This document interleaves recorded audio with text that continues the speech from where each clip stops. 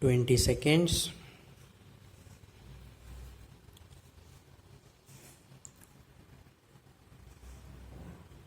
Be ready. 10 seconds.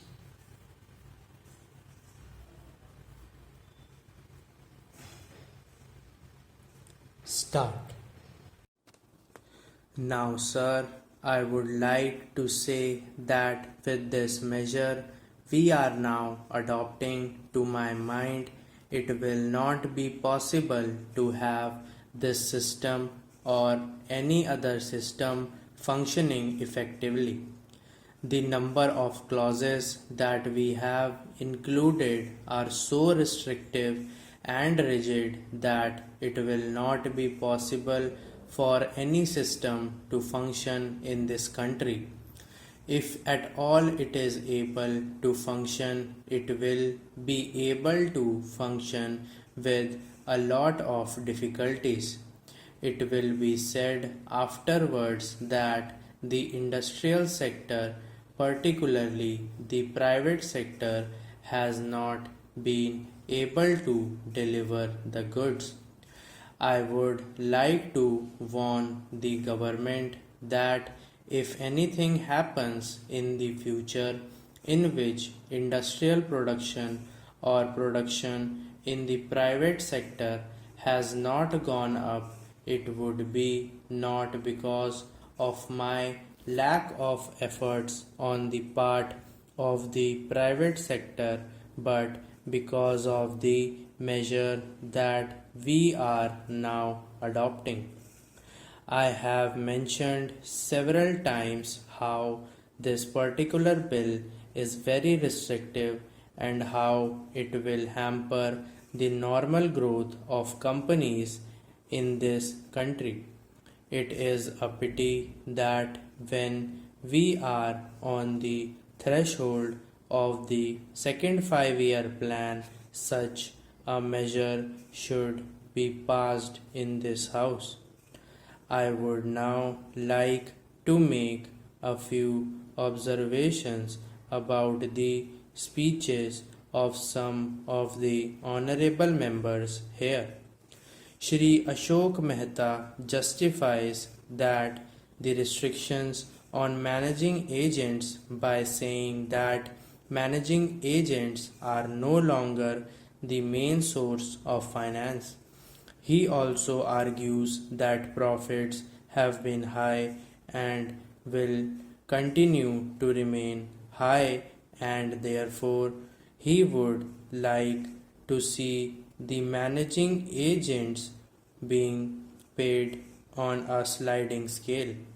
He is in the habit of referring to a number of books and making quotations from a number of them published in America or in other countries, and particularly by some of the professors.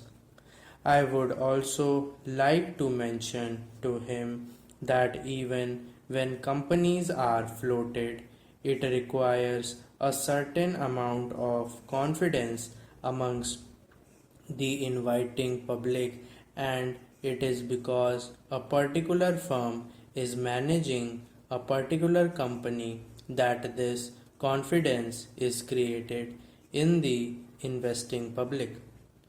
Even there, as the Honorable Finance Minister has said, there is a sort of overall light control.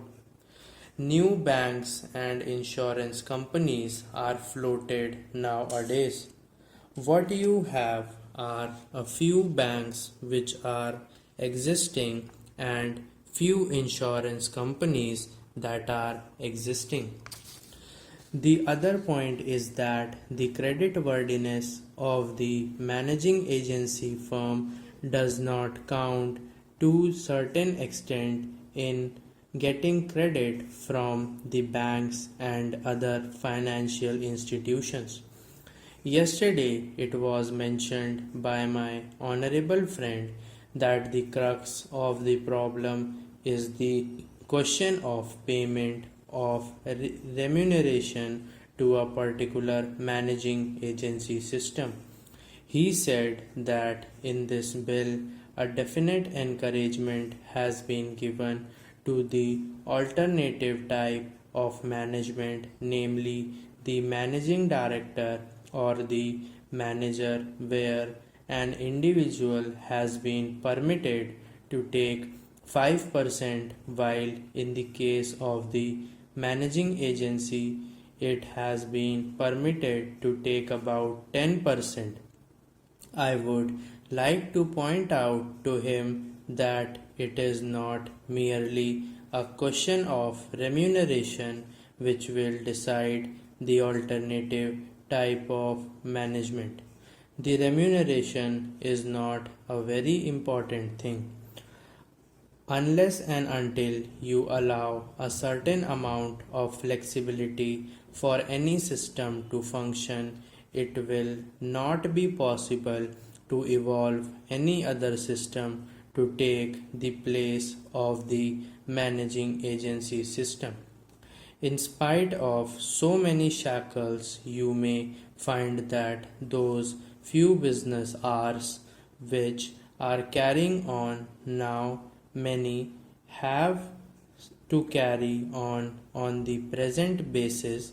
You may not find many new people coming in the field. Several times it has been mentioned in this house why the business community has not prescribed for itself a code of conduct.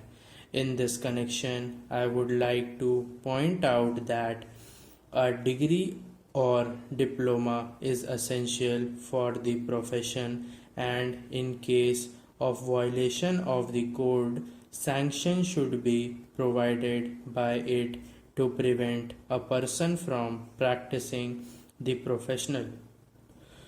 Today, even Ashok Mehta and Shri C.C. Shah cannot set up a grocery shop and become businessmen. Nobody lays down any condition for starting business, and nobody can prevent others for continuing it.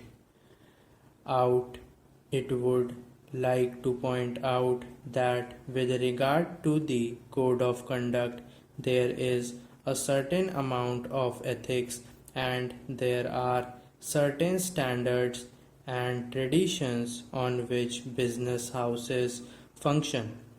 If a particular firm has not got proper ways of managing its business, you will find that the business house will find it difficult to function. It would be difficult or it to command the confidence of the business community. It would not be possible for it to function as effectively as a firm which has proper ways of managing its business. That is sufficient as a code of conduct. It is not possible to prescribe a certain code of conduct in the manner it has been done for the profession in general.